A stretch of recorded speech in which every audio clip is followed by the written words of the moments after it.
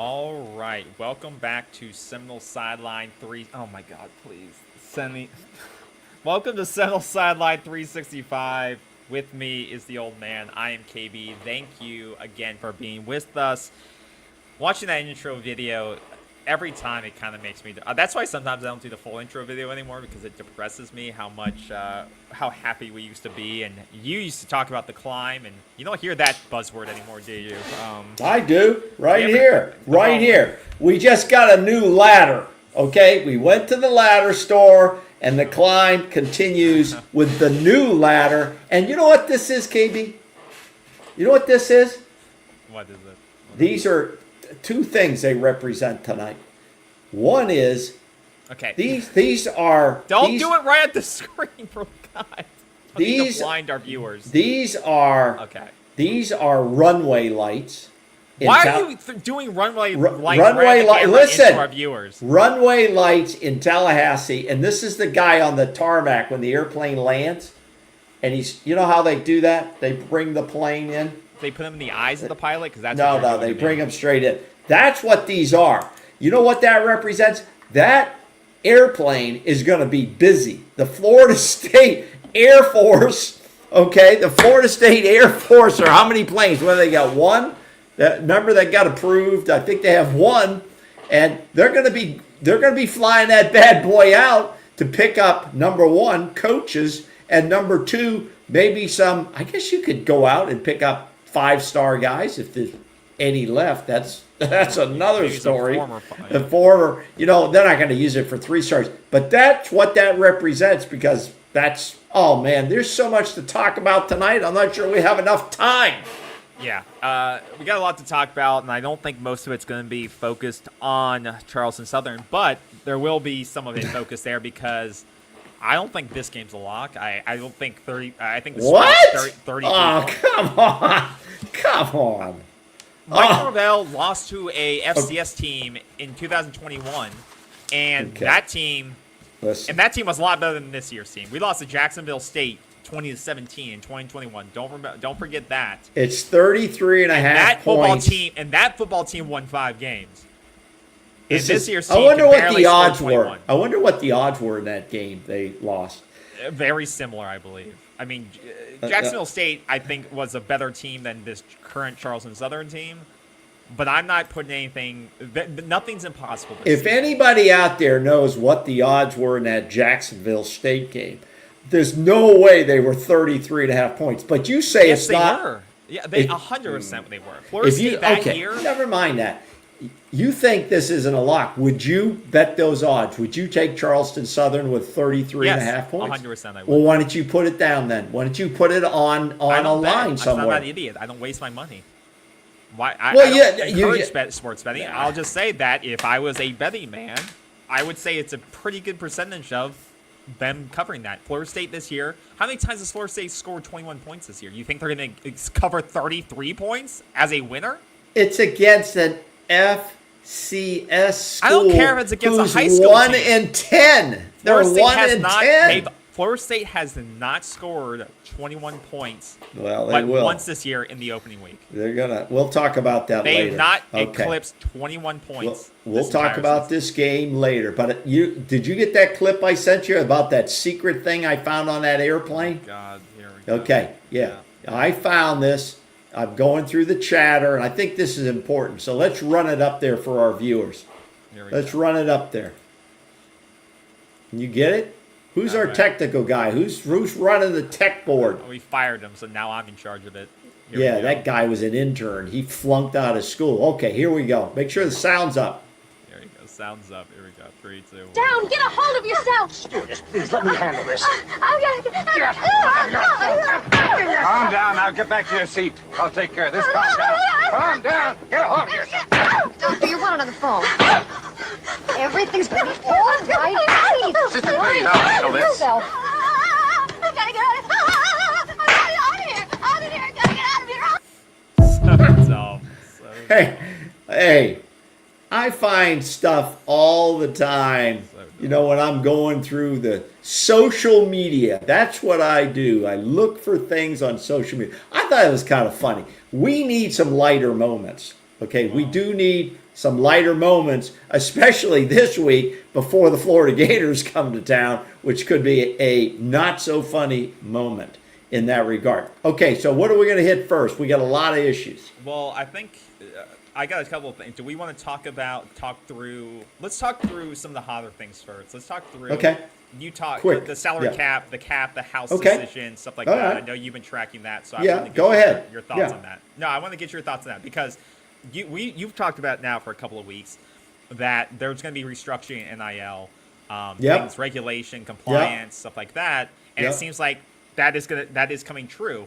And over the last couple of weeks, we've heard too that Alford has been meeting with NFL. You've talked about the top-down Yeah. structure. There needs to be this more Yep. top-down structure with GM, more like Yep. the NFL. Yep. And we've heard Alford has been meeting with the Cowboys, which he got shit for because they're like, well, why are you talking to the worst-run organization in the NFL? Well, but then he clarified. Historically, but then that's he not the but then worst run. Who said that's the worst everybody run? did. No, Everybody. the last 5 years, they have not managed contracts very well. Okay, But well. he then clarified and said, we've met with multiple NFL teams. Okay. So he did clarify that. But he has been meeting with NFL teams to better understand structure, stuff like that. But I want to bring this back because it does sound like with the House sentiment, there could be a future salary cap in place, which I am definitely in favor for because I do think there needs to be regulation in the world. Hey, of NIL. doesn't that sound like the NFL? I've been does. saying this. So I wanted to get your kind of recap, your impression of the thoughts that Yeah. Alford had at the Board of Trustees Okay. meeting. Well, and how that because they met today, right? They had the Board of Trustees meeting today on the 21st. So anything Not the you one want- I saw. Well, there No. was another meeting today. Oh, there was? Was there was that another public? meeting Is it been published yet on the Yeah. YouTube? So that Oh, I didn't 24/7 see that. Has some recap here about Okay, that. But what have okay. you been hearing this week Okay. leading up to this? Okay, well, I had texted you, I don't know, a few days, maybe last week, about that the meeting between the booster president for FSU and Alford. I don't know if you had a chance to look at that or not, right? Did you look at it or not? I'll pull it up now. Okay, no, you don't have to pull it up. You don't have to pull it up. I'm just going to tell you the gist of it. The gist of it, as I have been saying for months now, and I will take credit for this, that all of this is going towards the NFL model. Okay? And Alford pretty much, he said it. He basically said, we need to turn this college football is turning towards an NFL model. We need to turn our program towards an NFL model, which I am strongly for. If we're going to rebuild, if your house has been burned down, rebuild it the right way for not next year, but for 5 years, for 10 years down the road. And he confirmed, as you just mentioned, that he has been meeting with NFL teams. In particular, he did mention Dallas. Okay, we're not going to get it, well, they're the best or the worst. Who the hell knows? Okay, maybe you should go out and see the Kansas City Chiefs. They're the best, I guess. So, doesn't matter. Alford also, some people may not know, he has NFL front office experience. Okay, he has NFL experience in his resume. So what I think that and there will be a cap. I believe that cap's coming. Now there's also some stuff going on in the U.S. Congress. We have specifics about that. Yeah. So about what he said around specifics around the cap, the amount of scholarships, Right. And how much will go Right. to each sport. Okay. Do you want me to confirm what he said today? Yeah, you can. So Go ahead. he anticipates this House Senate to be passed in April. The House, yeah. Yeah. Now, when we that's say the House, this is the guy who sued the NCAA. He Yeah. was a player. Okay. Yeah. So they believe Alford believes it'll be passed in April.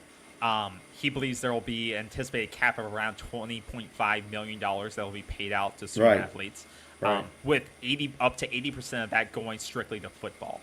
The other 15% will go to basketball, men's and women's, and then the other 5% will go to all other sports: Right. volleyball, golf, Right.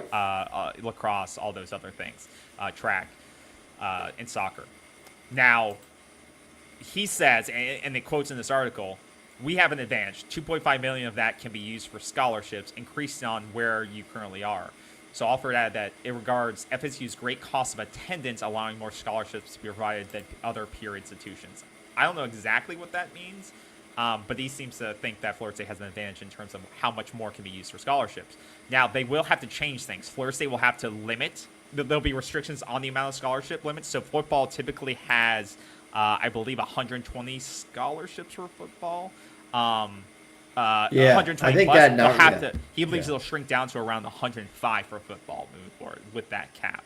And other sports will potentially have. But to slow down. everybody will be on some kind of a scholarship, right? Yeah. Everybody's going to get. They're going to be on some kind of a scholarship where there's pay distribution. Yeah, if you're and on the team, you're going to get paid and be on like some sort of scholarship. Okay, it may not be a full ride, but I think you're going to get paid. It's still being worked out. Yeah, he says. Well, it'll be interesting because 2.5 million of that money, of that cap money, will go to scholarships, and then any money that's not put into scholarships, that will be distributed directly to student athletes. So there will be a negotiation process. They'll work with their lawyer on the contracts with those student athletes, and there'll be no more NIL, our national letter of intent. So there'll be no more intent. The letter they put in right before signing day. There'll be no more national letter of intent that we see every December. Instead, the big agreement will be their grants in aid contract and a negotiation of that contract that moves forward. So that'll be the big thing. Once they sign in their grant agreement or kind of their in aid agreement, with that being negotiated with the school, once that's signed, that will be the new national letter of intent. Okay. Since that's a contractual agreement. So like I said, he expects that to be completed in April, that agreement. But the December national letters will be gone.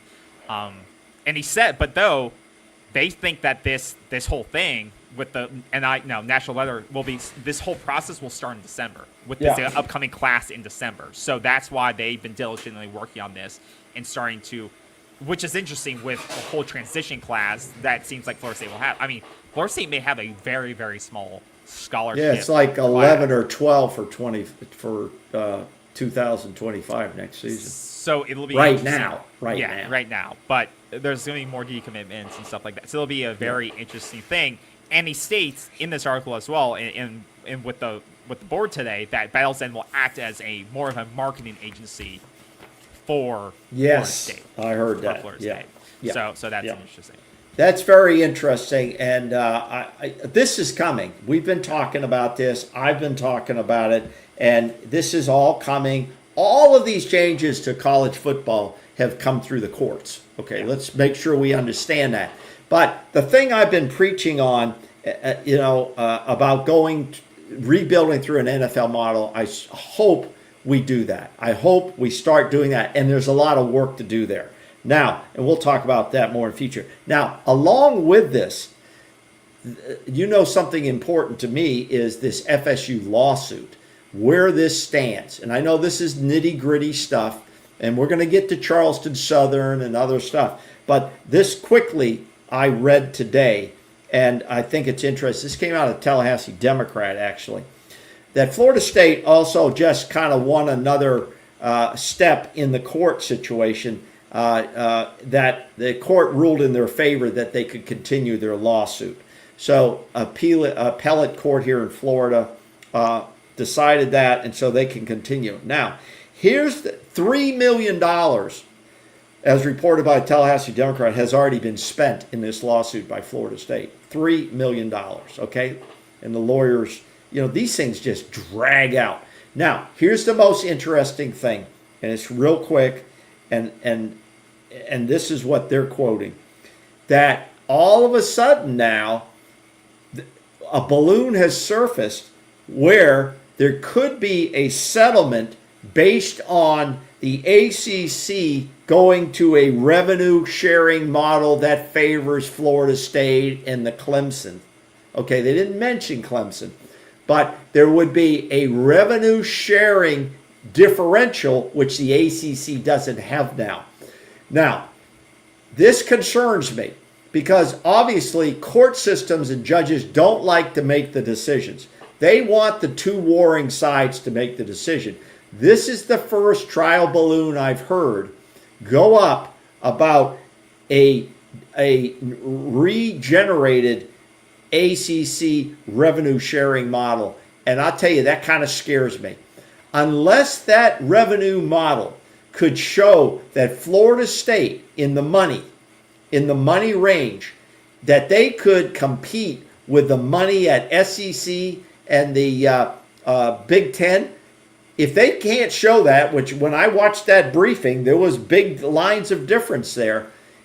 I don't know why Florida State would accept something like that and stay in the ACC, except, well, we have a better chance of winning the ACC title and getting playoff spots than we do going to the SEC or the Big Ten.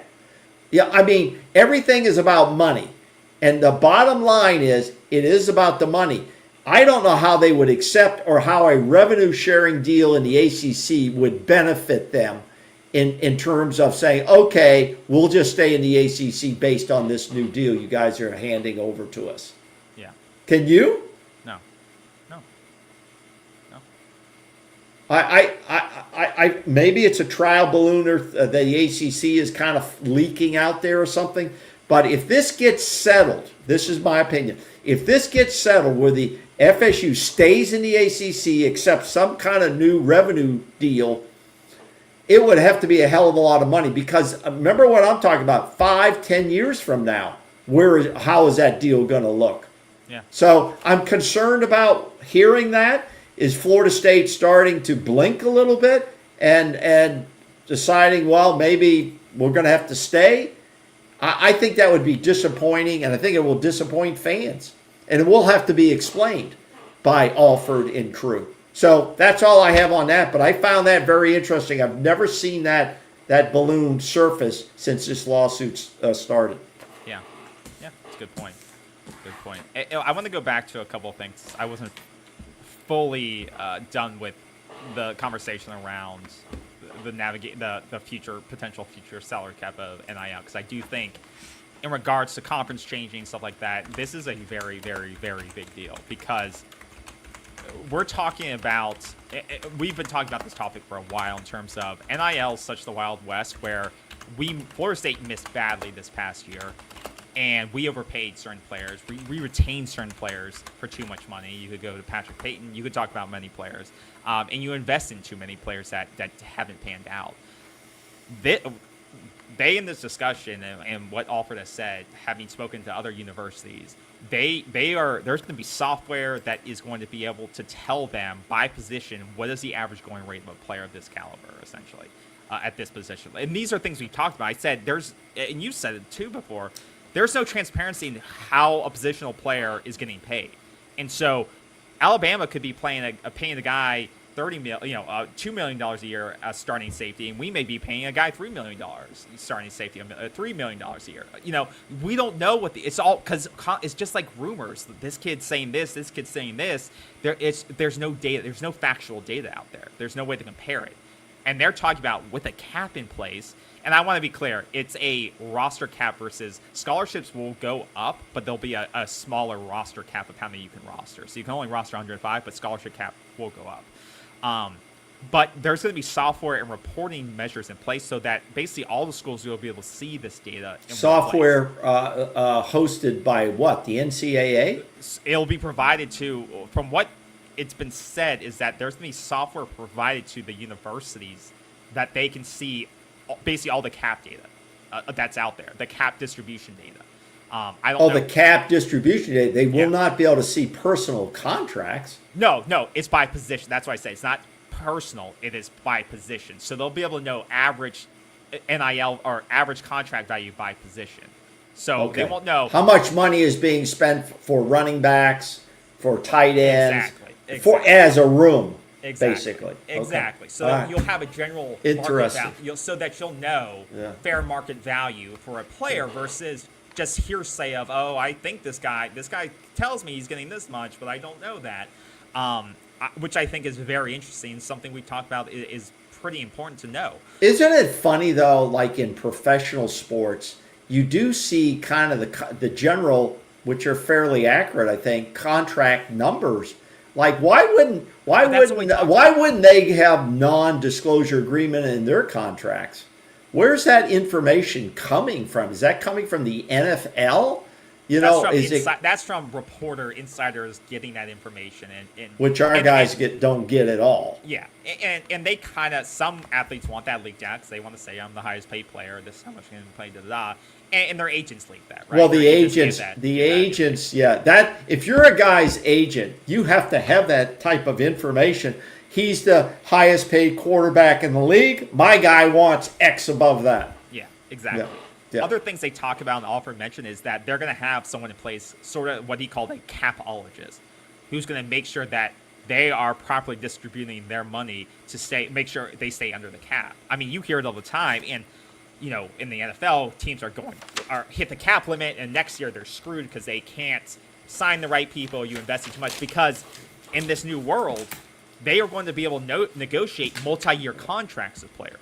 And that's something also we brought up. Like, this year-to-year bullshit can't go on. It's frustrating as a fan because it's hard to get invested in the guy when you don't know if he'll be here next year. And it's hard to, I would think it's hard for a coach to be invested in a player when you don't know if he's going to be here next year. Well, I don't think you can get emotionally invested in anybody because basically everybody's a free agent, including coaches. But with this new setup, they will be able to negotiate 2-3 multi-year contracts with a player. Oh. With the thing being, if that player buys out, then the money comes back to the university. So if that player says, I want to buy out of this, I do want to leave, there could be a clause there for a buyout, and then the money that $2 million comes back to the university. Oh, absolutely. So I like that. I like the ability for you to sign a guy for 3 years. If it doesn't work out, he can buy out, and then resets. You get that cap money back. But I love the option, like I said, a majority of these players you sign, whether from high school, whether from the transfer portal, multi-year deals, and not this one-off. It's like a 6-month contract now. So I love that. I wonder if they're going to be able to put like performance incentives into these contracts. I'm sure they will, but they'll all be up to that capologist. And like Alfred said in this article, and he mentioned in the meeting, is that it'll be up to the capologist and the general manager who's going to be doing the negotiating on behalf of the university. That general manager, he said, will be the university's negotiator with whoever the player representative is. Yeah. See, this is very interesting. It goes back to my point, I'll say again, is this is the model we now need to really be building upon for 5 or 10 years from now. This is not about how many games we win next year. It sort of is, or if we beat Charleston Southern. This stuff here, that's in the weeds. We're talking about stuff that really matters. Does Florida State stay in the ACC or do they leave? That's a money issue, and it's an important issue. A poor decision on that issue. Well, we'll just accept the new revenue sharing stay in the ACC. Could cost you 5-10 years down the road, and you won't be competing because then it's too late. So you can't screw that up. That's important. But this leads me to what you're just talking about. Okay, we're gonna have a new position on the staff called the capologist. And you know what I was looking at today, KB? Mm-hmm. I was looking at the front office positions just on football. Front office off the field, okay, for instance. And I was looking at it, now we're going to add another person to this front office. When we look at the front office, and you don't need to pull them up, you could if you want, but I'm going to give you an example. We fired some coaches, right, on the field coaches, Dugans, Atkins, and Fuller. Now, those heads rolled because of performance. So let me bring this up. I hate to bring the first guy up because I kind of like the guy. Rick Stockstill. He is the director of scouting for offense. Now, I have no idea what his definition of his position is. Director of scouting. Scouting usually means for your team. He's not doing it against the opponent next week. He's director of scouting for the offense. And a guy named Justin Cruz, with a C, Croce, is director of scouting for the defense. Now, if you're cleaning house, should those guys be taken out? What is their responsibility and accountability for scouting, meaning player evaluation? And then you have your general manager. You already have a general manager of personnel. That's his title. Derek Ray. Derek Ray. What is his accountability for this past season? And then you have Director of Player Personnel, Chuck Cantor. What is his accountability? And the list goes on. I'm not going to go through all these guys, but in these 4 guys, should they be looked at? Should their performance be looked at by the ownership, who I always say the owners are the board of trustees, big donors, and fans, and then the owners' reps are Michael Alford and the University president Richard McCullough, who I heard in chatter today, well, president of the university, he doesn't want to deal with all this football stuff, and he shouldn't have to. That's really not his role, okay? That's why he has Alford, who's making over $1 million now. So my question to you is, should these 4 people I just mentioned, just them to start with, should they be under the microscope to be booted out? If you're going to rebuild, are you just going to rebuild those 3 people we fired, or what? So, yes, I could say you get rid of them, but it goes back to a core issue of why Florida State's in the position it is right now. It is, like you mentioned, lack of development, lack of future planning. And Alford says it directly in the meeting today, is that with this new cap structure, if it gets passed, if it gets cemented, with multi-year contracts, you will have to be forward-thinking with cap, with player development.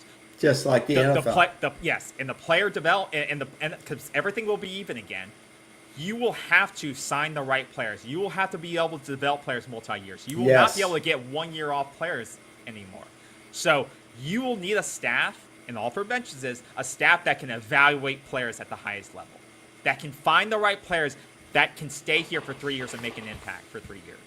Not one-off gambles anymore.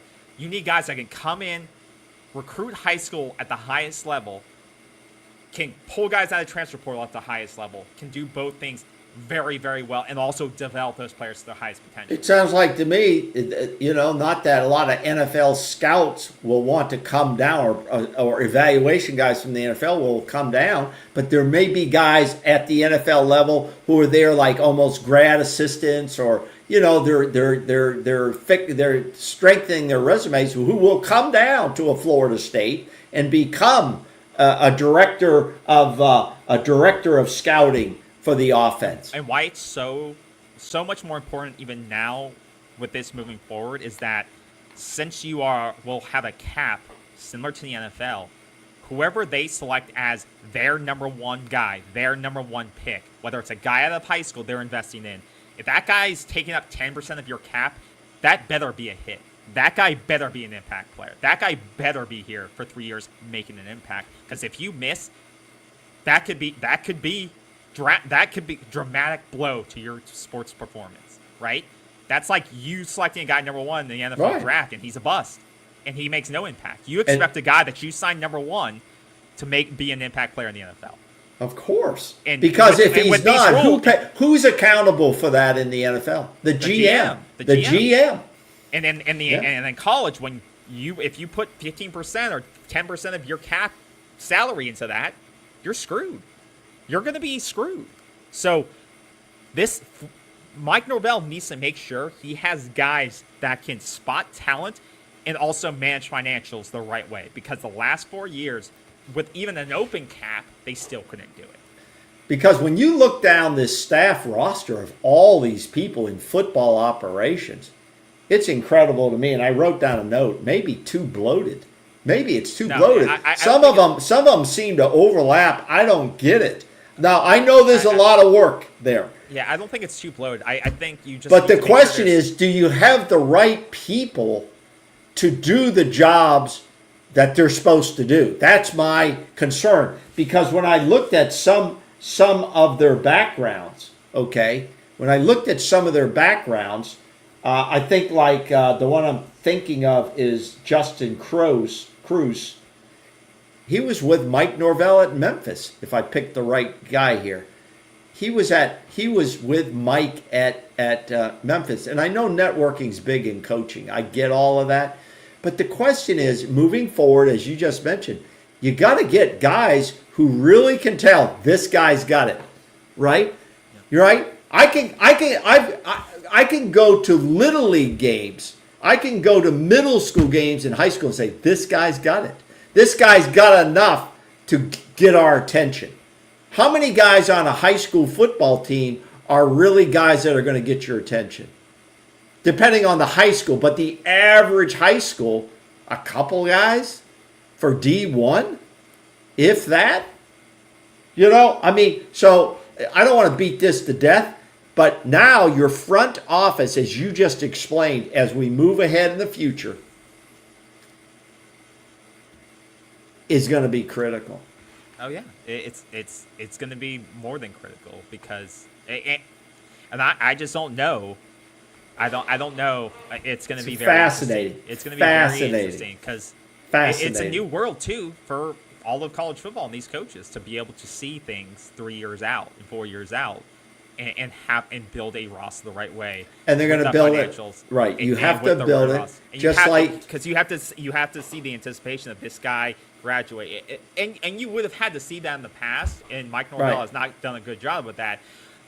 But he has to go back to the basics of recruiting high school at a high level, and in 4 years he has not done that well. We haven't had a top 5 recruiting class. Could you ever see the potential that there would be a draft where the teams, college teams, are all involved in some sort of a draft of something? No. Okay, the things you mentioned too, does that eliminate the portal or not? No, it doesn't eliminate the portal. No, because I think a guy, if he signs a 3-year contract, he's not eligible for the portal then, unless he buys himself out. He buys himself out. I think there's 2 ways the buyout will work. Teams can buy players out if they don't want them anymore. So I think that could free up cap space and free up that player. So if it's not working out, like say DJU was here for 2 years, like theoretically, if Brock Glenn was here for a year or 2, and we're like, Brock, we're not going to move forward with you. It's just not working out. We buy him out so he can go.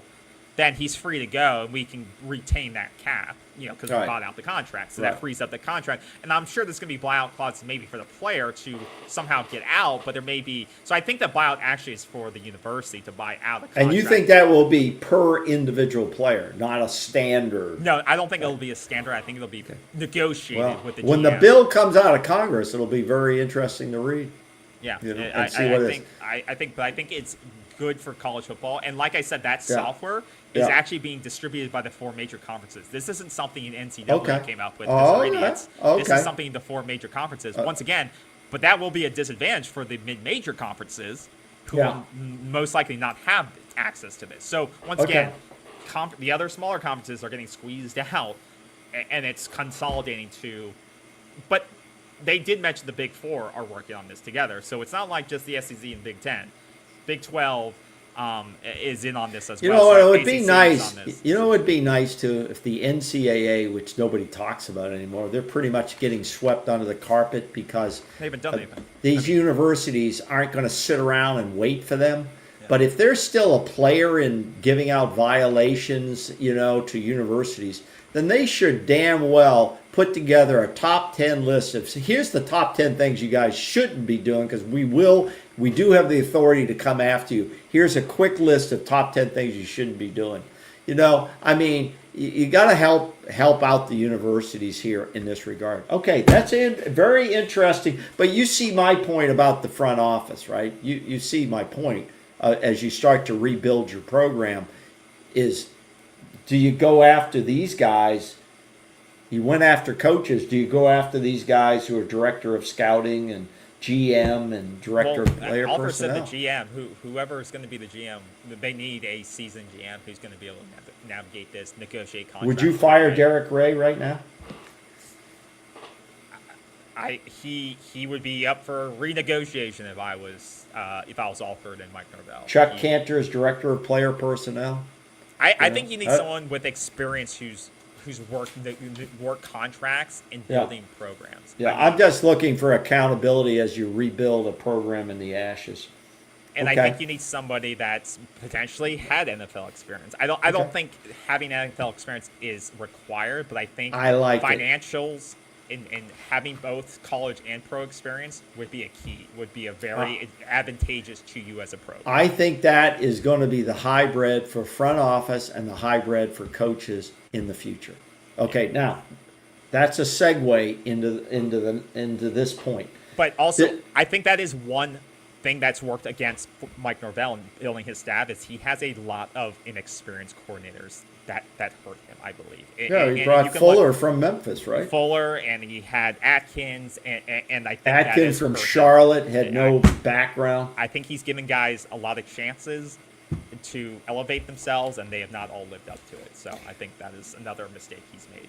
Yeah, if those guys were smart, they would have taken other jobs at the end of the 13-0 season and left. But on the flip side, you do see a guy like the guy at Arizona State who's doing very well. So, but he took a job, right? And now he took a job. He's doing really well. The good ones, now, leave. So here on the chatter, as they say in the world of intelligence, chatter, sports chatter, FSU chatter is there seems to be a candidate for the offensive coordinator emerging somewhat. Yeah. Now, I don't know. His name is Brendan Marion, Marion. He's at the University of Las Vegas. He is the OC there. Apparently, he's one of the disciples of Norvell. They have had a past relationship. This guy's also coached at Pittsburgh. He's had a stop at, I think, he had some. He kind worked with of Jordan Addison. Yeah, he's got quite a resume. It's out there online. Young guy, though. He's a young guy, and he's the inventor of the go-go offense, whatever the hell that is. Okay, now I haven't watched any of the UNLV games, but here's what. He was also mentioned as the Mountain West Wire Coordinator of the Year honors, whatever the hell that is. Now, here's what I looked at. He is a very young guy. He doesn't have what I would call a solid resume as a offensive coordinator, but he's one of these supposed quick risers, and he's kind of plowed the land now at UNLV. He's hit the radar, and here's my problem with this. I'm just going to say it. He's not the guy I would bring in to this program. All right? Now, we could go over the stats that UNLV has put up this year. They're scoring like 39 points a game or something like that. But here's the problem. I looked at it as this. Who the hell has UNLV played this year? They've lost 2 games. They lost to Syracuse 44-41, and they lost to Boise State 29-24. Those were the 2 best teams on the schedule. Okay, they've played Houston, Utah Tech, whoever the hell that is, Kansas, Fresno State, Utah State, Oregon State, Hawaii, and San Diego State. Okay, besides the 2 they lost to. So I'm saying to myself, I think the statistics may be a little misleading in terms of what this guy's produced. He hasn't played any top 20 teams that I see. Yeah, he played Boise State. Okay. Well, Boise State to me is not a powerhouse. They have the potential Heisman winner on their team. Okay. Listen, I think given this schedule and given his limited resume as an OC, I agree. To throw all your money at this guy and bring him into a program like this, okay, I think is probably not good. Could this guy win 5 or 6 games? I think anybody could win 5 or 6 games next year given the schedule. Okay? We're going to get beat by Alabama. I expect this team will be 4-1 after the first 5 games. Okay? I really do. And so to bring this guy in and think he can do it, maybe he can do it. I'm not just crapping all over the guy. Maybe he can do it. Maybe there's something there. But he doesn't have that solid P2, type of resume that generally I would want to see. Yeah, no, I agree with you on most of it. I think he's done great at UNLV and making them relevant again in terms of a team's winning games. Isn't that where the quarterback quit or something? Yeah, exactly. I mean, that's the thing. Like, the quarterback basically walked away from the team, and they're still winning games. So I give them credit for working through that, and they've had a hell of a season so far. You play who's on your schedule, and that's what they've done, and they're winning games. They're putting up points. So Florida State, they play who on their schedule, they're not winning. So is there any possibility you think they could be looking at this guy because he might bring a quarterback and a receiver or two with him? I don't think he would be the right fit for that. I don't think they have. I don't think he would be the right candidate if they want to do that. I don't think their quarterback. I don't think that would be it. I think there's other guys out there. I think the guy at Washington State, the coordinator there, and the quarterback there would be a good fit for that. That I don't think that this coach is the right guy for that. I think this guy's too young. Like you said, he hasn't worked at the power forward level. I think it's too big a risk for Mike Norvell. It's a big risk. I think at other staffs, potentially this could be a great fit. For other staffs that are, for a new coach that's coming in looking for a great offensive mind to take a chance on, I think it could be great. But for Mike Norvell, who's looking at one more chance to rebuild this thing before he's really, really, really on the hot seat going into next year when the buyout reduces, I don't think he can take a chance on a guy like this. And so that's the tough part. So, no, I agree with you. I don't think we need a guy, like I just said before, we need a guy with experience at the power forward level who's been in the fights against the SEC, against the Big Ten, and has had to reinvent their game plan around the personnel that they have. Would you welcome a Chip Kelly? Where's he at? Ohio State? The guy's had NFL experience, a lot of college, Power 4 experiences. He's older now, but he understands the game. Would you rather have him or this younger guy? No, I'd rather have the receiver coach at as your OC? No, the guy Brian Hartline. Yeah, I'd rather have him.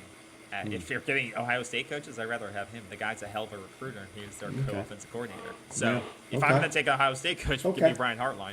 Okay. Well, I wanted to bring that matter up because that's been on the chatter. I try to monitor the chatter out there, and if Mike Norvell makes that decision, we know that he's not changed his mindset, and he's probably will be his downfall. Then he's rushing into. Well, I think it is. What do people expect? What does the ownership of this program, which the fans are part of the ownership, what do they expect in season 25? What do they expect?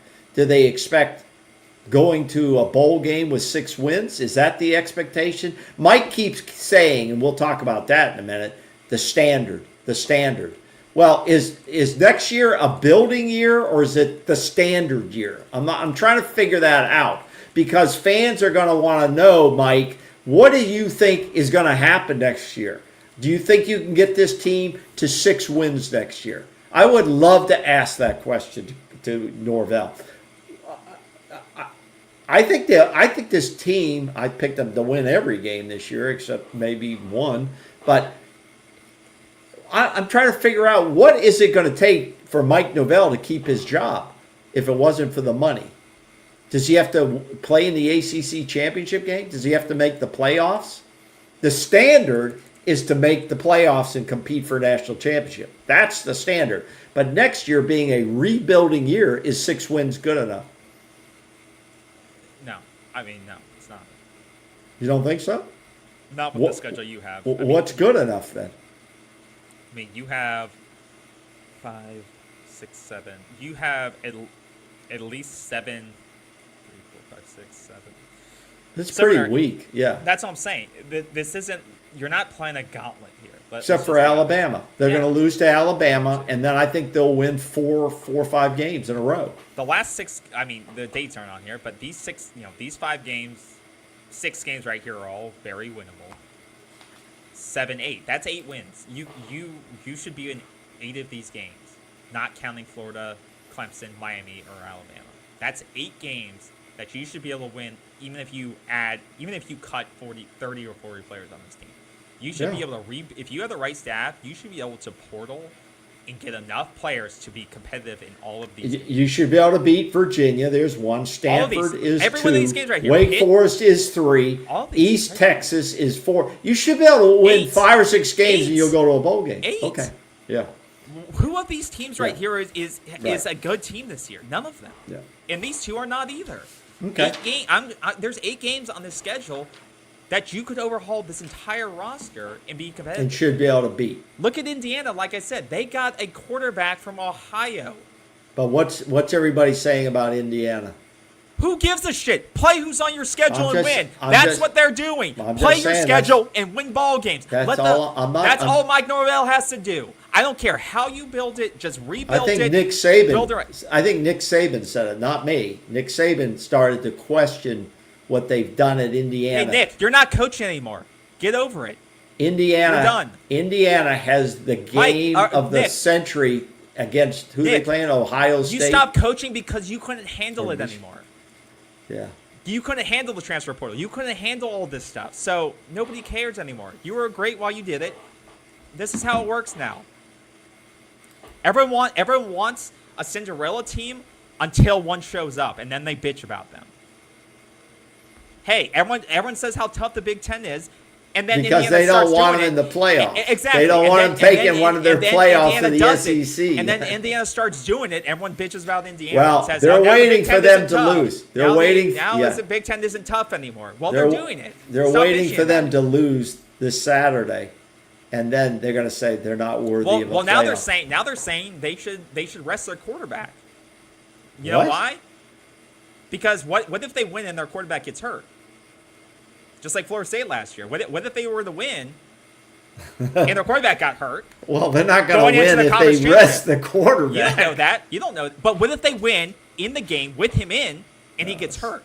I think then they join Travis, Indiana. No, I think the playoff committees and all this shit have learned their lesson from all that shit. No, they have. Why? If they want to stay consistent, if you had to play your third string quarterback, they could say, well, you're not competitive, I guess. If they wanted to stay consistent. If that quarterback gets hurt on Saturday in that game and they win it and they go into the Big Ten championship game and they somehow win it, they'll leave. You watch what happens. They're not even, look at what they're talking about with Miami now. With why? One what do they talk? Oh, I mean, they're well, not the SEC and the Big Ten want to dominate the playoffs. Yeah, we said that would happen. This is like advertising for the Heisman. You know, every team's going to be trying to make their run here. You know, so who's Indiana play? Ohio State or Michigan? I forgot. They play Ohio State. That's going to be a hell of a game. That's a game worth watching because I'm not even sure. If you can watch the FSU game, it's on ESPN. I'm not. It's on ACC Network Plus or some shit. Listen, let me say this. I am so tired of this TV shit moving all these games around so every fan has to get a subscription with 12 different networks to watch games. That tells us one thing, that football now it purely is not about the fans. It's purely about making money. Done. You know, it really is about the money, and that's why I go back to the FSU thing. If they stay in the ACC and they make the wrong decision, they won't be competing 10 years from now because they will have made their mark and they made a bad decision, and they've made bad decisions before. Okay, so they got one more chance to do it. But yeah, can you watch the game Saturday? It's at 1:30. How do fans watch this game? I don't know. It's ACC Network Plus. I've never heard of that. I don't even know if that's. How could they even have a plus? Oh shit! I think they came up with that because they wanted to get all the FSU people to watch. Unbelievable! It's crazy. So okay, all right. Next things I kind of want to go through is the interview that Mike Norvell did this past week. I know you watched some of it. Yeah, I watched it all. There were some clips that you're talking about with RG3. Yeah. So Well, let's go through some of the clips that popped up around this. And this is on RG3's. He has a new channel, I guess, or him and his wife. He has a new YouTube podcast thing he started. Okay, with his wife, right? Who's a Florida State grad. She did track at Florida State. Okay. So let's get it up here. Some of the. So I got a couple of clips, like I said. Yeah, I watched. I didn't watch it minute by minute, but I went through a lot of it, and I have an opinion of it. All right, so here we go. Here's the first clip. That came up here. This team, there's no bigger fan for our players and what we do than her. But she's watching how we respond. And if I'm a different person now at 1-5 than I was last year at 13-0, then who's her dad? And if pouring into these players, caring about them, helping them. He's talking about his daughter. Grow. If that changes just because of the record, I'm giving her life lessons, right? So there is a responsibility that comes with that. And, that's a great thing about being at Florida State is we got a lot of, this is one of the greatest places, right, in the world. It's one of the greatest brands, and no matter where you go, people are watching. There comes a lot with that. The passion of our fan base, there's a lot with that. But they also get to see how we respond, right? We might be the example for somebody that has disappointing moments in their own jobs and their own careers. Let's be that example for them. And if you're willing to continue to show up, give all that you can, and pour your heart into it, if that speaks the loudest, then I think you can overcome incredible things. Okay. So, yeah, he was talking about his daughter. Right. And life lessons to teach your kids on how to face adversity. Yeah. And someone commented on this, and that's someone gave a little comment about this. And first, give me your thoughts, and I'll pull up the comment. I think that's typical Mike. I think it went on for an hour, so I watched a good portion. I'm talking about this clip. No, that clip in particular. Okay. I think Mike is a passionate guy, and my thought is this. There's been a lot of chatter about, and from some FSU media types, that Mike has quit. Mike has quit. Mike's not the same Mike that he was when he was 13-0. I contest that. I think Mike is still the passionate guy that wants to win a national championship. He's too young to throw his career away at this point. Any guy that's in a career field, especially athletics, you're so competitive. It keeps you. It's got to keep. He's not quit. I don't like the word quit on him because I don't see that. Anybody worth their salt. This is his career. The guy makes $10 million. Okay, which would really be a burden on my back if I'm coaching. When you're losing, it drives you nuts, okay, because you're trying to find a way out of it, but you go to each game like scared. You go to each game like, how did this just happen? And because it's never happened to me before, and I've had to rebuild. And so I don't think it's a quit thing, and I will debate those around FSU who thinks he's quit. He is quit. His players have quit. Now, so I think what he's saying is true, but I don't think we ever really see the real Mike inside. I think he tries to couch all his words because he's a corporate player. All right? Just like when they got snubbed from the playoffs, he took the corporate line. But do you think that comes off? Do you think that's inauthentic, or yes, it comes off as inauthentic? Okay, I'll give you an example, and this isn't politics. You can like him or not like him. Trump, people like Trump in a way because he comes across, because that's who he is. He tells it like it is. Mike comes across like he's Harris, okay, because you couldn't tell who she really was. So anytime I listen to Mike, it's like word salad. It's the same. The opportunities, the challenge, adversity. It's the same buzzwords that you'd hear on a campaign trail instead of saying, just letting it rip. Because inside he wants to let it rip, but he's too young. How old is he? In his 50s. Yeah, He's in his 50s? I believe so. I don't think he's 50. Here's an example of that. Here's he got And asked- by the way, I thought RG3's interview session was nice. It was softballish, and it wasn't really hardball. Well, you can also tell Archie's trying to establish his his style, his kind of ground. He's not. He is. He doesn't want. He's not trying to take risks in the questions he's asking. No. But on this No. question, he asked about our DJU struggles in what, and you kind of get the same type of soft response and Word not salad. willing to call anybody This out. year, it just hasn't clicked on offense. Why do you think that was the case? And with DJU at quarterback, why hasn't he been able to play to his potential? Because I know it's there, and I've seen DJU play for a long time. What has been missing, it feels like, this year to you? Well, I mean, I think it'd be one thing just to point your finger at one place, but, you know, we have a really Yeah, Mike. It's called the offensive line. There's the place. Exactly.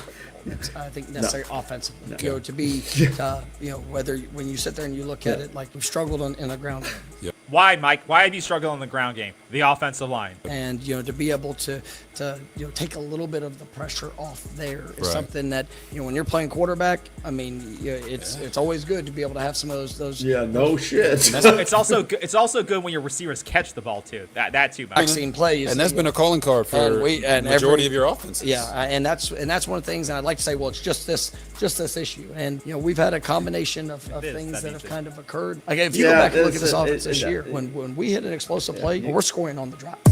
Yeah, we've hit no explosive play, so I don't know what he's this is referencing. typical Mike. I don't know what Mike is referencing. No, this is typical Mike in any of the post-practice pressers. And here, I listened to the one. In fact, I was going to do a separate thing on every presser. If technically, I don't know how to get all these things up and stuff, but I want to start doing that. So it's me, and I have Mike, and I'm going to break it down and what questions I would ask. I really want to do that. He was asked a question in one of the pressers this week, and they asked about DJU. Okay, they asked about who is it? Rodell, the Alabama. Yeah, how's he doing? And DJU, and the guy asked about medical red shirts. Well, Mike just blew by the question. He didn't answer the red shirt part of it. And the guy, of course, the FSU media guy, do you think he followed up? No. Do you think the next media guy would have helped his buddy and followed up? Mike, I want to ask you that question again at the end. What about medical red shirts? They're afraid. They're afraid to have their credentials pulled, which I've said over and over. But he just blew by it. People let him do it. And that's what he does. Mike is good on the word salad, the coaching 101 language. Now, no coach in their right mind is going to start throwing everybody under the bus. Well, some coaches like some guys, but in the NFL, they don't play that game. The NFL, a kicker goes out there, he misses a couple of kicks, he's gone. We need to turn this program into the business type model, which it is now. Yeah, but that doesn't mean because you can't. Yeah. Most of these kids coming in, like I saw an interview with Solomon Thomas. Well, he's disappointed with the firings. Hey, screw him. He's a high school guy who's been 300 pounds pushing around guys on the field most of them aren't that good. And that's what I'm saying. So, you know what? If Solomon Thomas leaves, good luck. Don't let the door hit you. That's my attitude. That's an old school attitude and so on. But we're so soft with these young players out of high school, and now they're being paid hundreds of thousands of dollars. And they come in, the facilities, we got to have a waterfall and a tube thing to go around, and pinball machines, and where does it stop? Oh yeah. Where does this shit stop? I don't think you need to say what you say, but yeah, I don't. That's why I don't care about recruiting anymore. I'm not gonna. Well, that's why some NFL guys don't want to drop down to the college level. They don't want to go through this bullshit of having to go up, knocking on people's doors, and kissing ass to get some kid who's leveraging you on money, on NILs, playing. They're going like, I don't need this shit. I mean, I'd rather go into the front office or something. That's why I think it'll be better once this cap comes into place, and it'll make things a little bit more. Well, I don't know. We'll see. But it's like, I don't know. I do have an old school type attitude on these things, and maybe that's why Saban got out, because he goes, I don't want to deal with this shit, But where the hell were we? Hey, let's go. One last Okay, and I got something. thing that Mike Norvell, that was asked of Mike Norvell's, how does he build? What's a blueprint for building back the program? I've already talked about the blueprint. Oh, okay. What he says. Yeah, oh, okay. What he says, not what you say. It's not my first time ever being in a tough situation. We had that when we first came here, and even back then. Pause it. The difference is when he came into that, it's I didn't cause this. See, that's a difference. The expectation was to rebuild it and then maintain it. Exactly. He has caused this dumpster fire, so that is a little bit different. You don't get the same leeway. We're 0-4, and we played our fourth game. We just got our third game. We were on the road at Louisville. Got beat badly. I mean, it was ugly. The fourth game, we were down 31-7. We go in at halftime, and I mean, our guys. I told them, just go play one play. Go have that focus. Go give everything you have. Go play that one play. And in the second half, we came back, put ourselves in a position. We're one-score game. We had the ball in the last minute drive, and we still came up short. Still lost the game, but it was the fight. And I remember coming out of that game, I was like, all right, this thing's we're about to flip. It's about to switch. It's about to, because you saw that positive response. I'm sick to my stomach. We lost this last week. It kills me to see that, because I know the work, I know the belief, I know the guys I'm coaching. When I saw that response, I said, all right, this group's got a shot to get over some of the negative that we've had to experience. All right. Is he referencing?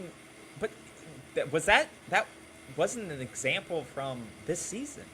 He was talking about 3 years ago. Well, he's talking about how he's going to have to rebuild. But that's the thing. He wasn't saying I saw it from this roster. Like I've seen that fight in this roster. Yeah. I my position is this. Oh, we have some breaking news. Are you kidding? No, I'm serious. Florida State did get a commitment.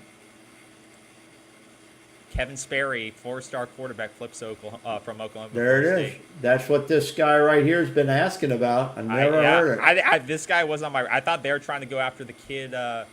What's his face? I guess that makes sense why the crystal ball. Well, Yanni, you pushed it out there. I had not heard anything on this guy. I thought they were going after Carter Smith, but then he's now looking like he's going to Wisconsin. So now, who is this guy? Yeah, let's. I haven't heard of this guy before. Is he already at Oklahoma? No. Or is he a high school guy? High school guy. Oh, he's a high school guy. Let's look him up here. Let's look what he looks. 4-star pledge, Kevin Sperry. I mean, he's got decent. So he is ranked the. Oh gosh. Well, we have no quarterbacks in the 25 class. So they have him as a 3-star. Yeah.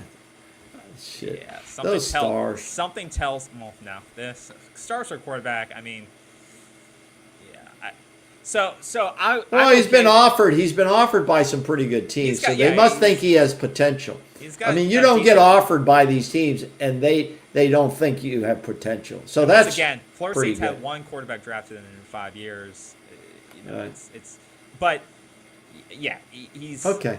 Yeah, he's not a guy that's going to roll in here and take over the program in 25. But that's the thing. Florida State has 2 guys in here already, and you weren't in position to bring in a 5-star guy who can compete right away anyway. So it's like when fans are going to be pissed about this because they like you lost Trammell, which some guys like, but they were fine. He went to Florida. He played for Florida. That guy Trammell wasn't coming here anyway either to start right away. Well, look at this. Look at Galaxy King. Says the quarterback coach from Oklahoma is going to go to Florida State as a coach. Is that what they're saying? I don't know. That's what Galaxy says. Galaxy, thanks for the comment. Or is Brent Venables getting fired and he can come to Florida? I don't know. I mean, that's interesting. I mean, I haven't heard this kind of chatter, but that's interesting. I mean, Brent Venables is on the hot seat, so his offensive coordinator coming to Florida State could be true. Yeah, well, see, Galaxy King says this kid hasn't even visited Florida State, what I'm which saying. is telling. How do you commit to somebody you haven't even stepped a foot on this is campus? That's bizarre. But That's remember, really we don't on this program. Let's tell our viewers on this program we don't get super excited by verbal commitments. I mean, they basically these days don't mean a lot.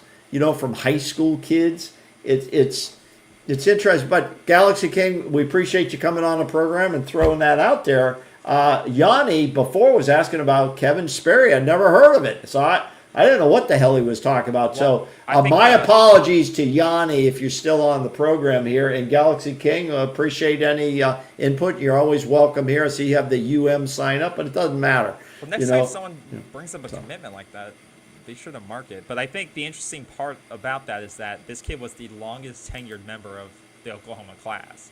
So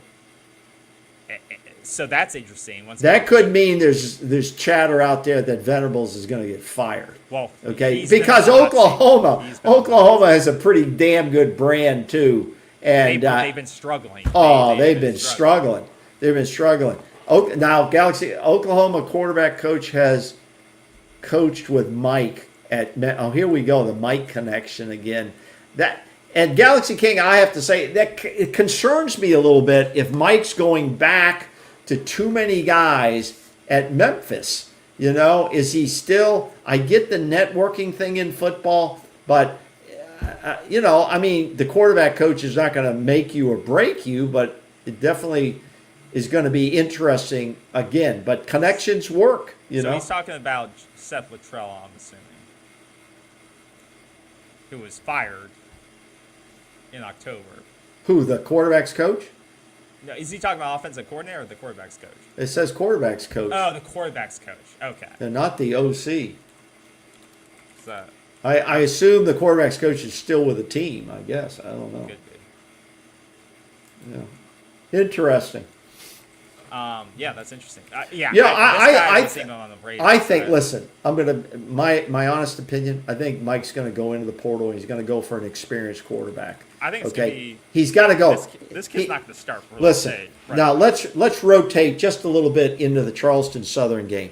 The Charleston Southern game. No, we're not. No, all I'm saying is about quarterback. Listen, if he loses this game, he could be fired. If he loses this game, he will be fired. Yeah. If they lose this game, if it's even close, he's not going to get fired if it's close. Okay, I was right. Seth Luttrell is the guy. He works. He's the quarterback's coach and OC. A lot of times they do both roles. Yes. So this guy also, he's out there as a free agent then. Yeah, he was, I believe, fired. So that Galaxy could be right. Yeah, he got fired. He could be. Mike's going to bring this guy in as the quarterback's coach. I don't know if he'd bring him in as OC, but quarterback's coach, and this quarterback would come with him. That could make some sense.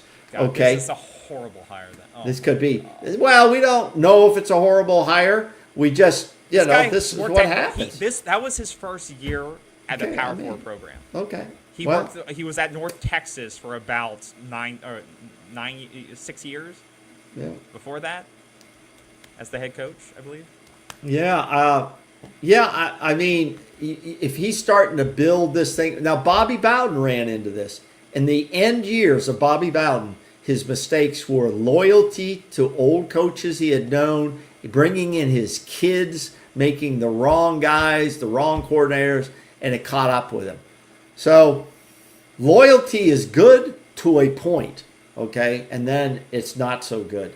So, I don't know. But I think in the next few weeks, after the Florida game and some of these other teams finish, Mike is not going to announce. Some of these deals could have already been cemented with a handshake, and they're waiting for the end of the season for whatever teams, whether they're, I think most of the coordinators he's going after aren't guys in the playoffs. Okay, that's going to be my guess. And then as soon as the seasons end for a team, then the names are going to come out. Okay. This pickup's weird. This is a very weird pickup. But once again, this kid is not going to start at Florida State right away, and I agree with you. This think kid is not going to make a difference in No, 25 and may not make a difference in 26. He may not make a Okay, difference in Mike Norvell's tenure here. So, yeah. you know, I really thought Florida State, if this is a package deal where you get the kid and the coordinator, this is not what you need to go after. You need to go after a coordinator that had a veteran starter that you could bring in.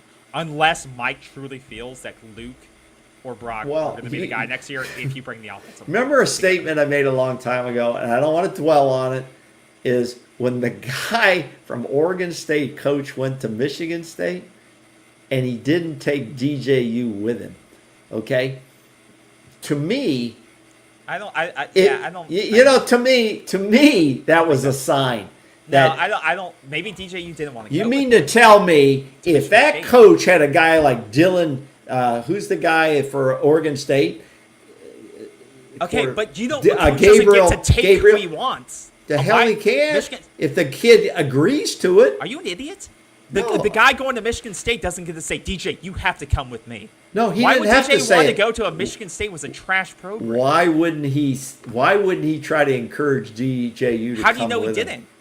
No, How do you know he didn't? I don't know. We'd have to ask Big Dave.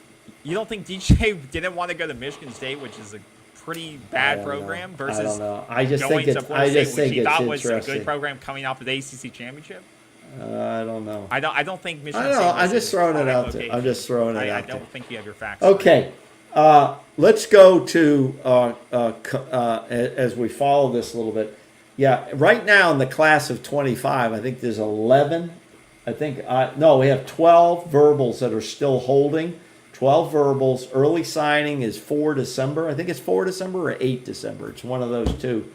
I don't know how much the House decision is not going to weigh in the December signings, correct? Yeah, they said it. It will? The way they structure things. Okay. The national letter of intent won't Okay. matter. That's what Alford said. But There's 12 verbal commits still holding in the class, and right now it looks like a disaster for what this class will be, but that's not unexpected. Tramel Jones, the only quarterback in there, 4-star, he decommitted. Looks like he may end up at Florida. he already flipped to Florida. And the safety defensive back, a 3-star, Max Redmond, he was this week. I think he decommitted as well. So very interesting. Another highlight, another chit chat was no turquoise jersey. I guess some people wanted the turquoise jerseys brought into the game. The FSU, all of the FSU sports sites and everything, and also the stores have been that using they're going to do them. Right. And then Florida State, then late this week announced, no, we're not doing that anymore. We're not going to do it because it's Seminole Heritage Day, and so they want to wear the regular colors. So wait, those are the Seminole Heritage jerseys, though. The color, the turquoise, is the turquoise is so stone. Why wouldn't they do it? Then why wouldn't they do it? I don't know, but did they ask Mike about that? Yeah, somebody asked Mike about that, and he gave the word salad answer again.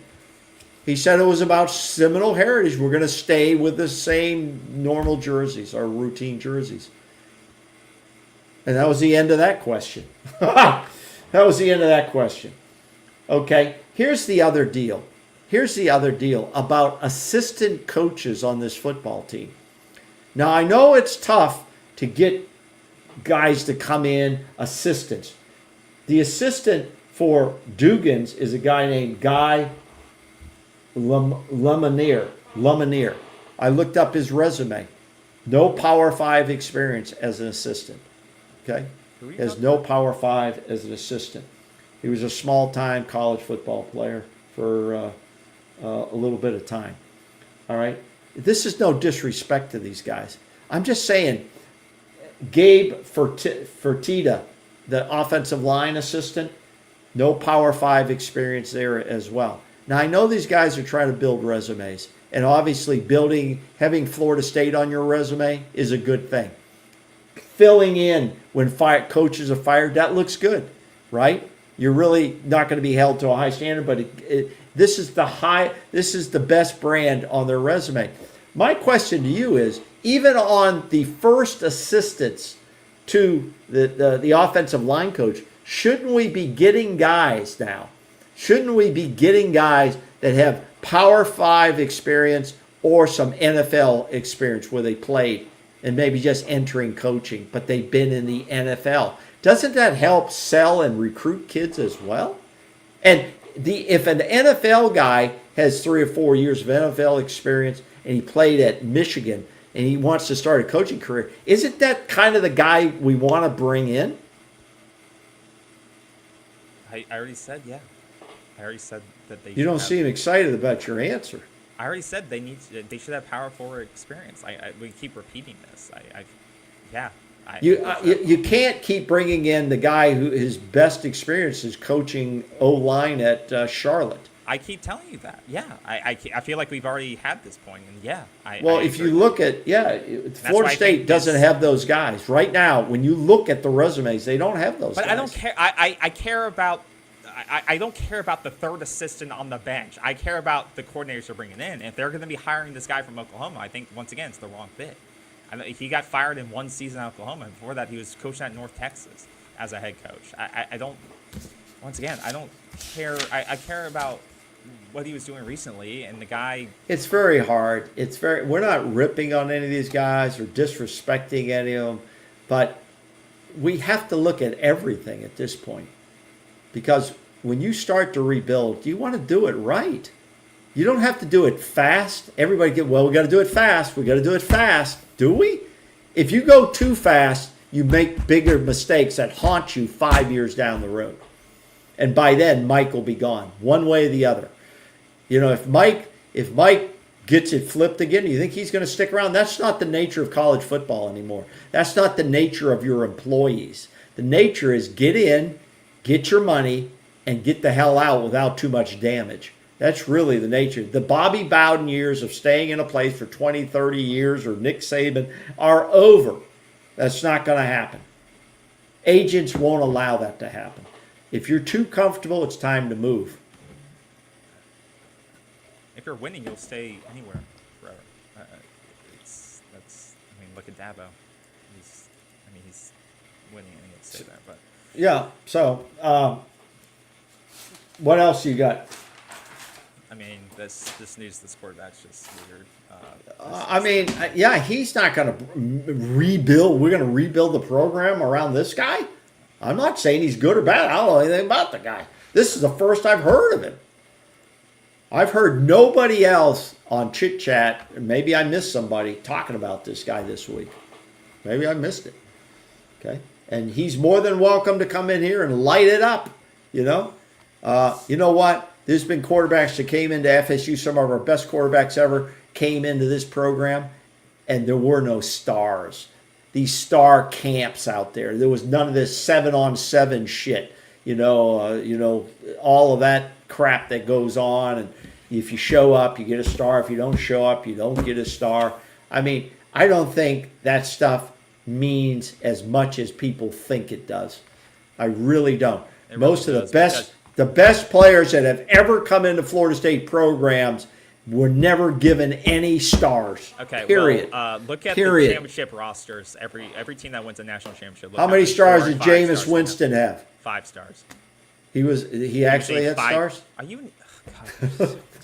I forgot. I forgot. Yeah. Okay. But I'm talking about. I'm talking about teams that win championships. Look at how many 4 and 5 stars they have on their starting rosters. That's what you should care about. Guys will say, stars don't matter. Stars, you can win with 3 stars. Yeah, you can win games that you won't win championships if majority of your roster is 3 stars. It just doesn't happen. So we're probably majority of the NFL's 3 stars. That's right, because there's more 3 stars on rosters than there are 4 and 5 stars. There are very few 5 stars. Tom Brady was a 3-star. Once again, there's going to be outliers to every rule. There is.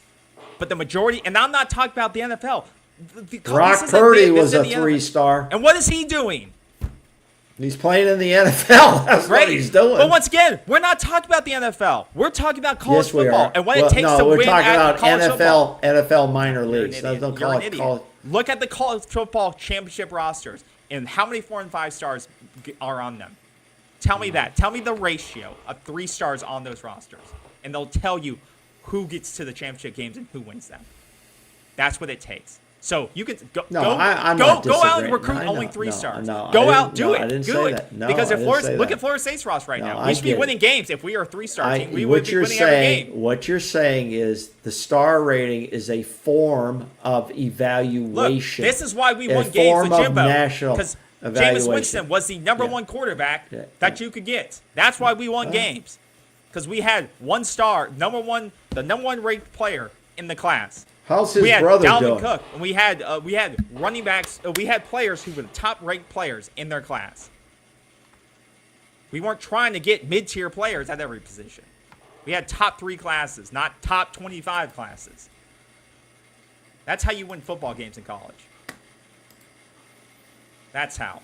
Not with. I'm so sick and seeing on Twitter. Well, you don't have to have 4 and 5 stars. You can win with 3 stars. No, you can't. No, you can't. You can win 8 games with 3 stars. You aren't going to win 14 games anymore. You're not going to win out in the playoffs anymore.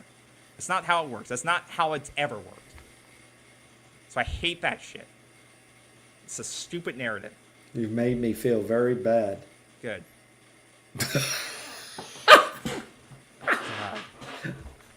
And it's. How about the heart? Does that matter? How many stars do you give for What heart? pisses me off is because for some reason I have all these. I have like Gator fans on my feed for some reason. I don't know why. Well, what's wrong with But having I have Gator feeds? fans like this, and they go, "Y'all hype stars way too much." NFL's majority of former 3-star players. Once again, this isn't the NFL.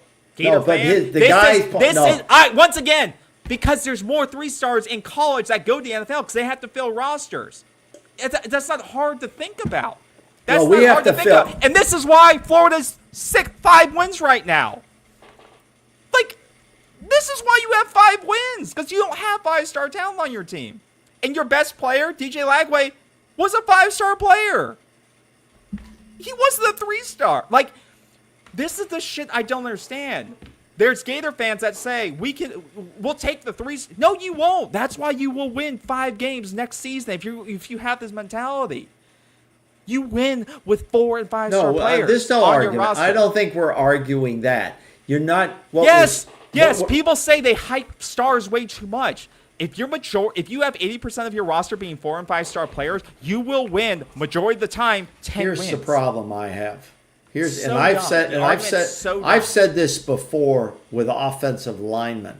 Okay, I've said this before that these offensive linemen get these stars. If you went and looked at a guy and then you looked at the schedule they play in high school and who they're playing against, it would open your eyes. Okay, it would open your eyes a little bit. That guys get overrated. They go to enough of these camps that they some guys are get underrated, stars. and some guys are underrated. Yeah, I agree with you. Yeah. I'm not disagreeing. Cam with you. Ward at Miami had 0 stars. Once again, there's going to be outliers because he for never every went to any role. camps. Exactly. So if He you couldn't don't go go. to the camps, if you don't get to camps, you're never going to be evaluated correctly. Agreed. Okay, so let's agree to this.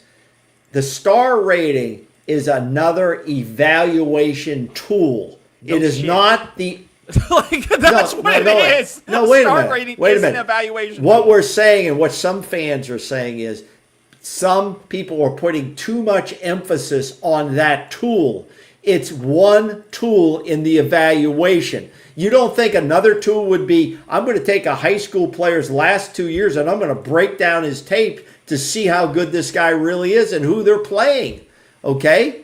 Yes, These are the rule, tools. The rule is not. The if you're a tool- 3-star, listen, the listen rule for is a not. minute. If you're a 3-star, You you're need to destined to be listen a for a bad minute. player. You need to No. listen for a minute. That's a tool. It's not an absolute.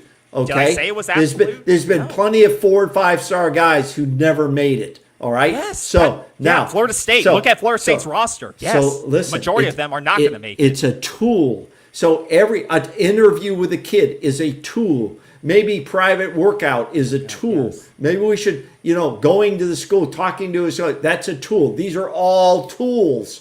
Okay, Yes. but we put so much emphasis on how many stars a guy has. That's for media to really like. But what I'm saying is you have to go and use all the tools. And that's what these off the field evaluations and coaches should be doing to really build a long, consistent winning program. Yes. Yes. Okay. All right. I didn't say that if you're a 3-star, you're destined to be shit on the football field. No, It's not an absolute. No, I agree. But if you have if your evaluation criteria, if your goal is, if your roster is made up of guys that were rated 2 stars, if all your guys are 2 stars, more than likely what's going to happen is you're not going to have a higher degree of talent than a team. You're not going to be able to achieve a national championship team. It's going to be harder. Now, here's a good That's point. not saying you can't overachieve. You could overachieve, but it's going to be harder due to having a lower degree of talent on your team. I can't fact base what King is saying here. He says Cam was surrounded by 4 and 5 stars along the offensive line. If your lines, defense and offensive lines, aren't solid, if they're not solid, you're not going to win a championship. Period. Okay? You've got to have solid interior lines, and without that, you're going to have trouble. You're going to have trouble winning. You're going to have trouble winning championships. I want you to look at one. Here's a little bit. See, like, who did Arch Manning play against in high school? Yet he's still an outstanding talent. Yeah, I don't know who he played against. All I'm saying is there's more to it than a 350-pound lineman pushing around normal guys on high school football teams who aren't going to play. A majority won't play college football. Here's you got to see. Here's a direct example. Florida State won the national championship in 2013. The 2 classes preceding that, second in the country. Look at who they had: Carlos Williams, Timmy Jernigan, James Wilder, Nick O'Leary, Bobby Hart. All look at the 5-star, 5-star, 5-star, 5-star. Okay. Class after that, 2012. Do you see current Florida State doing classes like this? Top 5 class, first in the ACC. Not now. Mario Edwards, Eddie Yeah. Goldman, Jameis No. Winston, Right. Chris Casher, Mario Okay. Pender, Ronald Darby. All right. 5-star, 5-star. Okay, 5-star, I got you. 5-star. I got you. I got you. We're not doing this. We're Okay, not compiling okay. elite talent because, once again, if you Okay. compile a lot of elite talent, you All right. will have misses. Okay. But you'll have enough Well, then guys that will compete KB, for that. KB, let's to go make back. up for the Let's misses. go back to my point. You fired your OC, you fired your DC. Why don't we fire the director of scouting for both offense and defense that are in the front office? Why don't we fire the GM? Because you can't fire the whole staff in the middle of the season. No, You have to have somebody to man the boat. Someone's got to manage the boat. Isn't this these guys' jobs? When the new offensive coordinator's in, he's going to bring guys in and take guys out. But you got to have somebody to man the ship for the last 2 games. You can't just fire everybody. If we go into 2025 season with the same guys in those positions in the front office, I will be shocked if someone doesn't ask Mike Norvell about that. They're not going to ask. Like, they don't. Warchant's not going to ask him. I don't care. Well, you know what? They should care because they have subscribers. Some of these media guys are web beggars, okay? And all they do is care about them getting money in their tip jar or being part of the secret Discord, and you got to pay X amount, and you can get a 2-year subscription. What kind of bullshit, fake stuff is going on out there that people are sending in $100 bills? And are they getting any more information than what I'm getting?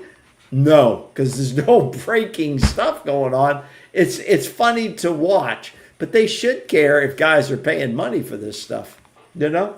But I don't care. If people want to spend their money on that, that's on them. Now, here's what they can spend money on. Because our next show, not tonight, but our next shows all the way through the end of December, okay? Any super chats that come in, any super chats are going to go to this is our holiday super chat fundraiser. The money doesn't come to us. It's going to go to the Leon County Humane Society. Okay, they sent me a nice note the last time we did our little fund drive, and we're not getting thousands of dollars, but if our viewers are out there and want to send us something in our next show, not this show, but in the next shows all the way through the end of December, we're going to give them that opportunity. And here's what we're going to do. Any dollar they send in, we're going to match that dollar. We're going to match that dollar. They send in $10, we put $10 in there because this is a very good society. Leon County, right there in Tallahassee, Humane Society, the local Humane Society, and they're very, very good people there. And One other group we will also support will be the Boys and Girls Club of the Big Bend of Tallahassee. Very good organization, working with a lot of kids up there. So we're going to take those Super Chat contributions, whether it's zero, and I'm going to guarantee $50 to each of those organizations just to get it in the tip jar. $50 to each, but I will and you will we will duplicate whatever our viewers send in. So that's where we want you to spend your money, on good organizations. Sure. So you'll hear me pushing that in upcoming shows. And that'll be a nice holiday gift for those two organizations. For sure. Okay. What else you got? I think that was most of it. Yeah, I think that was most of it. But I do. Go ahead. But like I said, I do want to welcome the new recruit. It's always good to have a new recruit. So welcome new. Well, he's verbally committed. Yeah, it doesn't mean he's signed. No, but okay? I don't want to act like not welcome the guy. So it's good to have our new recruit. But once again, it'll be interesting to see if they're. New offensive coordinator. You're right, and he's got to. I mean, there's some top teams trying to bring this guy in. So let's not say just because he's got 3 stars, which you know how I feel about stars, is obviously there's people in programs that like what his potential is. Okay, and that's what so he's got good interest in him. Yeah. So it's yeah. So we'll see, but we'll see what is coming from this, because it came out of nowhere. So once again, it seems like there may be something else attached to this, whether it's a coordinator or an analyst. Something's coming from this. So we'll stay tuned for what is next after this. So it'll be interesting. But yeah. Oh wait. So I was okay. So it wasn't Littrell, it was Kevin Johns who they're indicating, who was his OC at Memphis, the offensive coordinator that they're. So it wasn't the offensive coordinator at Oklahoma. It was the interim. Oh, it was the interim co-offensive coordinator they were talking about. Got it. So this guy was at Memphis with.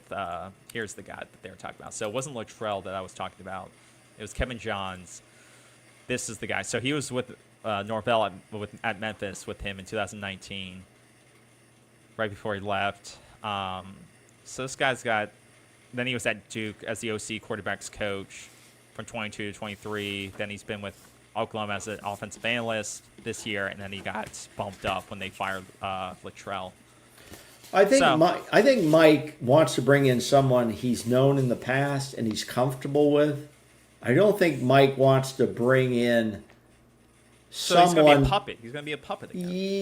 Yeah, I don't want to say that, but he's more comfortable with people he has some past with. I don't think he wants to bring in some guy like a Chip Kelly. Let's just use Chip Kelly. He's an older guy, but the guy's coached in the NFL. He's coached at the college level. He loves football, but I think Mike would feel like,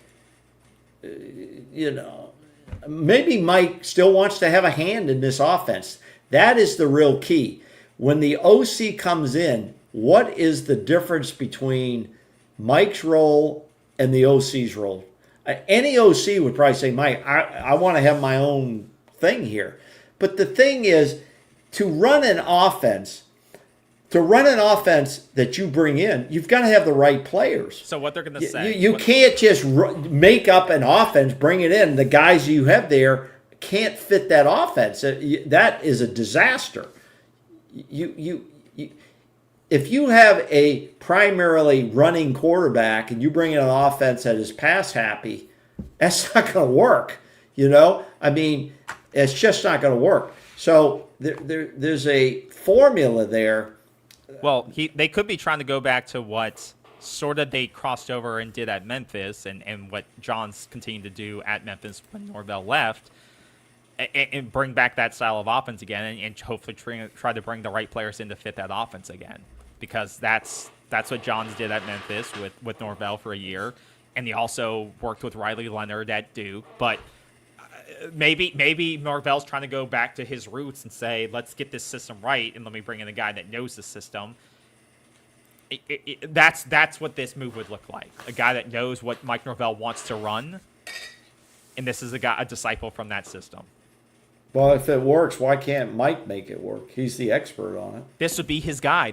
So he doesn't have to run it himself. This guy can do it. Yeah, first of all, I agree. He should bring in a guy, turn the offense over to him, an offense that they agree on. They're going to interview and say, yeah, this is what I want to kind of run, but it's going to be your baby. You're running it. Okay? I'm going to be looking at the entire program, working that way, but it's your offense. You're calling the plays. Okay?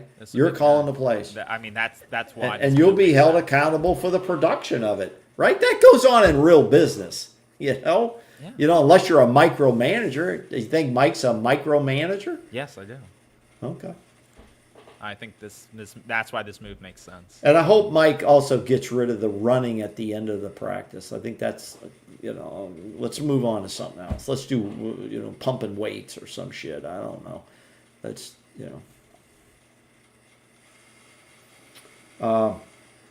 it's going to be fast and furious at the end after the Florida game is over. That next week, I expect there will be a lot of action. There'll be a lot of names. Now, let's say this about recruits out there. Potential recruits in the portal and potential recruits at the high school level. You have an opportunity to come in here to Florida State and play. Now, we can't guarantee how many games you're going to win. We can't guarantee that it's going to be a championship experience during your time here. But you do have an opportunity, if you're good enough, if you're that good, to get in here and start playing. Okay? That's a call out nationally to everybody.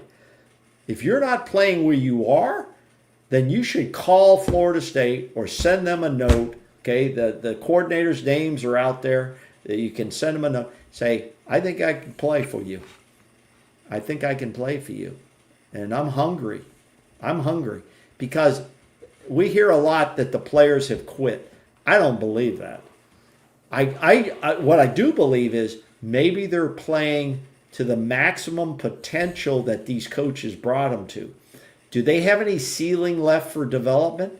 Or are they just maxed out? I don't know the answer to that. I really don't know the answer. To me, now, whatever happens in this game against Charleston Southern, if Farmer gets 6 sacks, it's meaningless. Okay? The scouts at the next level don't give a shit about what you do in this game, unless you just do something stupid. Okay, but the sacks that Pat Payton gets, and you just swallow these guys up, which I expect is going to happen, is meaningless. I'm not even sure it's going to show us development if the quarterbacks light it up. It's just not going to be that meaningful. But I do believe this, that players do care enough if they're trying to get to the next level. Anything you do on that field and off the field is on your resume. And you better care. You better care. And if any coach out there sees you not caring, I'd sit your ass down. I don't care if you're a senior or a freshman. That's how it's always worked, and it's always the way it will work. Right? That's how it goes down. Period. So, the best players should play. Freshmen, seniors, whatever. Okay, the best players should be out there who are giving the effort because those kids care, those players, those young men, and they're trying to build. If I'm trying to build for me, I'm going to go all out. I'm going to go all out. So I think there's some care left. I think Coach Norvell cares. I think these coaches, interim and otherwise, Shannon, I think they care. When you're in sports, you give a shit. All right? Yeah. You give a shit. Okay? And I can say that at this age. I still play softball on weekends. Let me tell you this quick story. I'm playing the outfield. I haven't played the outfield in a while because I've been worried about my eyes. I have cataracts on my eyes, which have to be removed. All right? But I think I see pretty good. I dropped a fly ball. First time I think I've dropped a fly ball in years. Hit me right in the glove and it went off my glove. You know what? I give a shit about that. I care about what my teammates think. We won the game. I got bailed out. Came up, hit a double, got 2 RBIs, helped win. But what I'm saying is, as a competitor, I give a shit. You and your business, commercial business, you give a shit about what people think about you. You don't think Mike Norvell gives a shit what people think about him? Sure he does. You don't think his family gives a shit? 'Cause they get to they don't want to read the shit in the press. Mike Norvell gives a shit. He wants to turn this program around. He feels a responsibility to it, and he should. And he does, even beyond the money, in my opinion. Whether he can or not is another question. It will depend on coaches he brings in, and it's going to depend on players he brings in. But competitors in sports give a shit. Okay? Yeah. They do. If not, they're not around long. Okay? They're not around. Sometimes it's the wrong circumstances or shit goes wrong. How we got into this mess is unbelievable. And I lived through 1973, 0 and 11. Okay, and we came up to the hill and now we're back down. Yeah. But you know what? That's the story I would be telling players. That's the story I'd be telling the parents of players. You have an opportunity. And some people, well, that's the only thing you guys can sell. Well, okay. I'm not selling it. That's where we're at. Our record says where we're at. This is where we are. But our standard for excellence is not going to change. And we're going to work your ass off. Okay? And we're going to do the best to win every game. That's what we're going to do. And you got to look family in the eye. You got to look recruits in the eye. And you got to say, but we're not going to be leveraged in the wrong way either. We're going to do it our way, and we're going to do it the right way. You can come along now or stay in touch, whatever you want to do. Yeah. But if you're good and you're that good, you got a chance to compete right away and get field time. That's the bottom line. And nobody comes to our program that doesn't want to go to the NFL. If you don't have that desire to go to the league, then don't come to this program. Go to another program. And we're going to run this thing pretty much like that, because that's what we are now. We're a field team for the NFL. But we're going to take care of you. We're going to do the best we can for you. We're going to bring in the best coaches for you, have the best facilities for you, and we're going to give you the best training we can to get you to the next level. And if we fail you, if you feel that way, you come in and talk to us, and you got the portal. You can leave. But we don't guarantee you anything. We're not going to guarantee you playing time. The best people are going to be on the field. Freshmen to seniors. All right. That's the message I'd be sending, and that's the message I'd be selling. All right. There you go. I guess we'll end it there. So, yeah, this Saturday, Charleston Southern, I'm taking the points. I need to see Florida State actually put up 21 points to note that they can get the 33. But I'm hoping that they can pull it out and get the win so that we can avoid a much, much, much larger conversation on Sunday. But I'm hoping that we'll avoid further embarrassments and this team will pull it off, which I believe they can do it. I'm going to take Florida State and say they're going to beat them by the 33.5. I think the 33.5 will be tough. No, I don't think it will be. They're They're playing for a homecoming crowd. I think there's going to be a good crowd there. I think the fans are going to say, let's turn the corner right here, because we know we got a big one coming up against the Gators. You can't be looking ahead. You play each opponent, and I think we're going to post up the biggest points we've seen in a long time, and it'll feel good. And what I want to see is this: when you score points, don't be doing a bunch of bullshit dancing and clowning around and getting in the other team's face. Respect your opponent, whoever they are, no matter what the score is. And if you're acting like a clowns and so on, it's not going to look good, and you're going to get a lot of bad press. You're going to get a lot of bad national press, because people are going to say, You know, look, what are you doing? What are you doing? You're beating up a FCS team and you're making it a big deal because you can't beat anybody else. So don't act the fool. Play the game, respect your opponent, and just go out and play the game. All right. So stay tuned for that, and stay tuned for potentially news on Florida State's potential new offensive coordinator, Kevin Johns. Whether it's offensive coordinator or quarterback's coach, we'll see. Stay tuned. Lots of news will be filtering out. But, over the next couple of weeks, with seasons wrapping up, we'll see what is happening. So, yeah, stay tuned for that. We'll keep you posted as we can. And, obviously, we'll see what happens this weekend. So, yeah, thanks for stopping by. Thanks and for your remember comments. our holiday giving to the Leon County Humane Society and the Boys and Girls Club. We'll start that at our next show, and we'll run it through the holidays. So anything you can give, that would be appreciated. It doesn't come to us. A check goes out to them, and they always send us a very nice thank you for what we do. And we're gonna match whatever you send in. Awesome. So thank you guys for all your support, all your comments. We'll see you soon. Go Noles this Saturday, and we'll hope for win number 2 and momentum going into Florida week. Take care, everybody. Here's the airplane lights. Have a safe weekend. We'll see you soon. Take care. All right.